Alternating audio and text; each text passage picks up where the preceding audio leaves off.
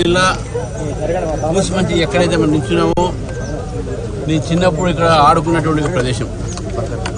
మా నాన్నగారు ఇక్కడ మా మేనత్త ఊరిది కేశరాజు యాదగిరి రంగారావు గారని వారు ఇక్కడ ఈ యొక్క ఊర్లో పెద్ద మనిషి. హనుమంతరావు గారు వకీలు ఇక్కడ, వారిద్దరు కూడా ఇప్పుడు లేరు. మరి అటువంటి ఒక ఊర్లో నేను ఇక్కడ శివాలయంలో పూజ చేసి ఖమ్మం జిల్లా పర్యటన, మా అత్తగారు ఒక జిల్లా కూడా ఇదే కాబట్టి ఈ యొక్క జిల్లాతో నాకు చాలా దగ్గర సంబంధం, ఆత్మీయ సంబంధం కూడా ఉంది. ఈరోజు ఇక్కడ కార్యకర్తలు చాలా పెద్ద ఎత్తున రావడం జరిగింది.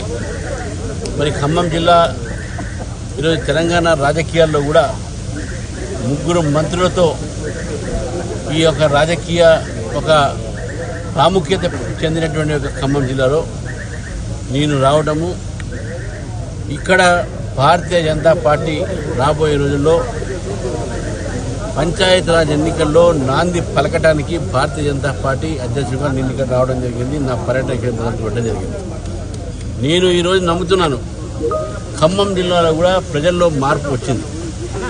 ఖమ్మం జిల్లాలో ప్రజలు ఆలోచిస్తున్నారు బీజేపీకి ఓటేయాలని, బీజేపీకి దగ్గర రావాలని, బీజేపీ అధికారం రావాలని.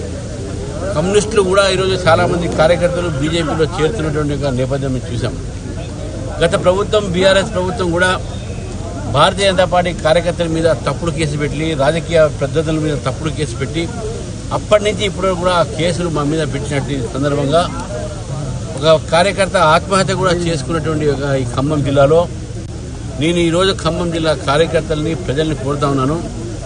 ఈరోజు ఖమ్మం జిల్లాలో రాబోయేటటువంటి ఏ ఎన్నికలు వచ్చినా, అది మున్సిపల్ ఎలక్షన్ వచ్చినా, పంచాయతీ ఎలక్షన్ వచ్చినా, అసెంబ్లీ ఎలక్షన్ వచ్చినా, పార్లమెంట్ ఎలక్షన్ వచ్చినా ఇక్కడ భారతీయ జనతా పార్టీని గెలిపియండి.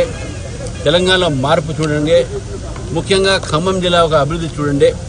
ఖమ్మం జిల్లా అభివృద్ధి కేవలం ఆ అభివృద్ధి ఏదైతుందో బీజేపీతో అవుతుందని చెప్పేసి నేను పూర్తిగా నమ్ముతున్నాను. అనేక విషయాలు మన ఖమ్మం టౌన్లో రాజకీయ అంశాలను మాట్లాడతాను.